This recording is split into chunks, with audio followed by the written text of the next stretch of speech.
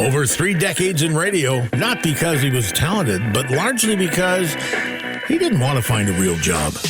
He's looking to see where the next chapter takes him, but before he looks ahead, he looks back and shares stories, thoughts, and a few laughs about an exciting career in radio. This is After the Mic Drop. Stories from beyond the studio with Scott Sexsmith. Hey everyone, welcome to our 3rd episode of After the Mic Drop from Studio 3B along the shores of Lake Superior and across the glass from my good friend, producer Paul. My name is Scott Sexsmith. It's truly great to have you back for another episode, and I want to thank you for the tremendous feedback from last week's show. It always means a lot when people take the time to send a message, give a share, or even clicking a like button. You've got a million places on the web to go, so thank you for making this one of your stops. I've always believed that everyone in life should have a hero, someone to look up to, someone to try to emulate, someone to give you belief that there is good in the world, whatever good looks like to you. A hero is defined as a person who is admired or idealized for courage, outstanding achievements, or notable qualities. Since I was 13 years of age, my hero has been Wayne Gretzky. It must be very odd to be called the greatest in the world at something, which he's often been referred to as. I can't imagine having that kind of pressure day in and day out with the requirement to perform at the highest level and succeed every single time he stepped on the ice. It's unimaginable to me. Yet he did it, and did it with grace, passion, commitment, and that Canadian aw shucks style that he's always been well known for. My admiration for Gretzky really started back in 1983 when I was living with my mom and stepfather in Edmonton, home of the Edmonton Oilers. Like many kids who have grown up in this country, I was a huge fan of hockey. I played it, I watched it, and like so many others, did my best to score the winning goal in Game 7 of the Stanley Cup Final under the streetlights on 48th Avenue in the city's South End. My bedroom was adorned with all things Gretzky. My walls were covered with newspaper clippings and press photos from magazines highlighting his one accomplishment after another career. I was really fortunate that we had season's tickets to the Oilers through my stepfather's place of work, and I gotta tell you, the seats, they were killer. We were right at center ice at the top of the first bowl. In fact, the CBC camera was right behind us, and that might give you a little bit of perspective as to how good those seats were. Every night that we went to a game, I wanted to go early to watch warm-up. Maybe see if I could catch a stray puck that would fly over the glass. You see, back then, there was no such thing as the protective mesh that you see in today's rinks that protects fans. The netting became a mandate from NHL Commissioner Gary Bettman following the death of a 13-year-old girl when she was struck by a puck that flew over the glass at a game in Columbus, Ohio. As warm-up was nearing its conclusion, me and whichever friend I brought that night would rush down to the glass to try to get a high five from one of the players, which we usually did. Gretzky and another player by the name of Mark Messier were always the two best at giving us a tap, and let me tell you, it never got old. Looking back, it was almost like I took it for granted, the talent that was on that team, that I got to spend so many cold Alberta winter nights watching them play as they inched closer and closer to what would be their first championship. Players like Paul Coffey, Yari Curry, Glenn Anderson, Grant Fuhr, Kevin Lowe, and of course, Mark Messier and Wayne Gretzky, or Mess and Gretz as their teammates called them. They were a bunch of 20-somethings living out their dreams, and I bet if you were to ask them, even they would admit that they didn't know how good they really were, or what they were capable of. As time went on, they showed the hockey world very clearly how good they were. What I admired about Gretz and still do to this day is the way he carries himself. Not only the respect he has for the game, but the respect that he has for others. There are people who you know are just good people, and he always gave off that vibe. You could tell how important family was to him, and the bond that he had with his father, Walter, I think is one that every kid wants with his dad. Wayne never forgot the sacrifices his parents made, or his entire family for that matter, who had to grow up with one of the most recognizable last names ever. It's not often that dreams come true, but on May 19th, 1984, the Edmonton Oilers won their first Stanley Cup, defeating the dynasty that was the New York Islanders. Gretzky had put the team on his back and following a 205-point season, delivered the city of Edmonton its first championship since joining the NHL in 1979. Every time I hear Bob Cole call that game, I still get goosebumps. By name, the Oilers have won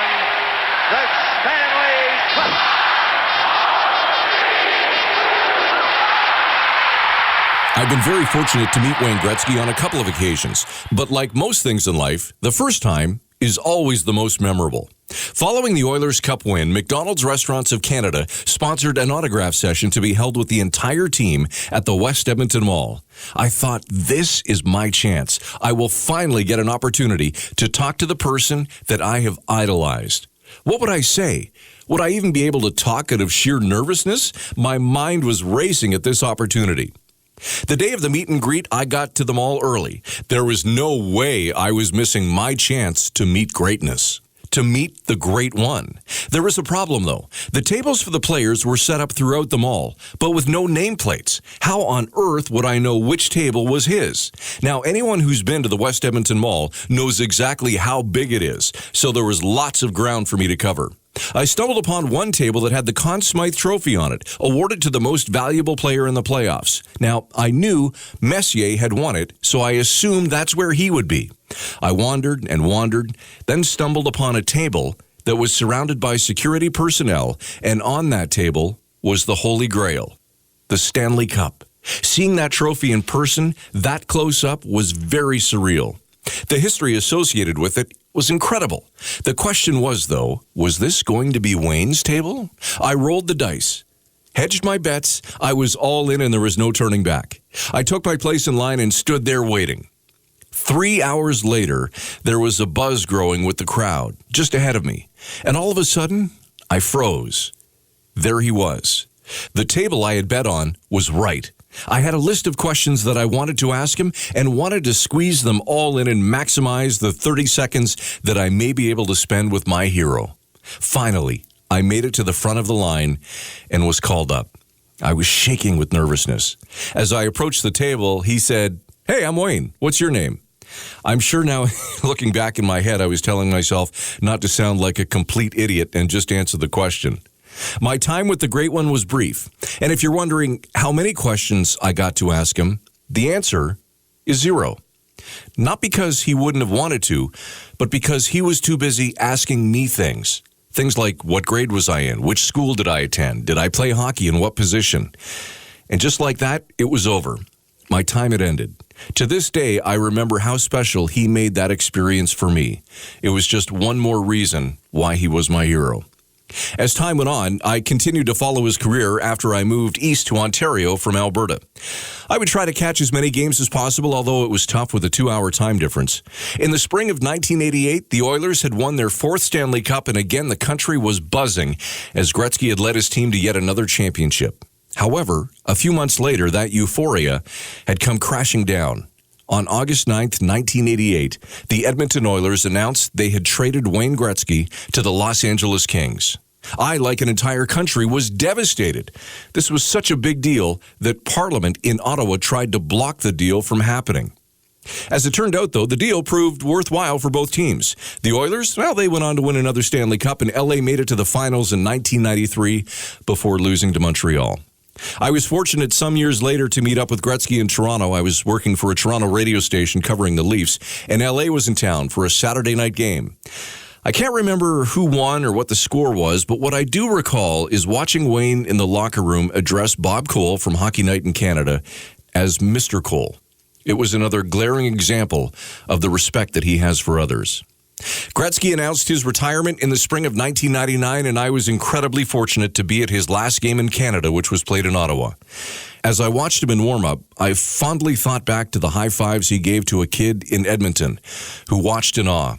I recall the interest he showed in me at an autograph session when he could have just signed my poster and shuffled me along.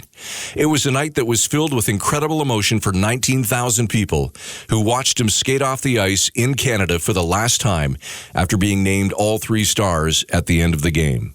Later that week, on a Sunday afternoon at Madison Square Garden in New York City, the greatest player to have ever played the game sat in his stall after an overtime loss to Pittsburgh and hung up his skates for the last time. Heroes are important.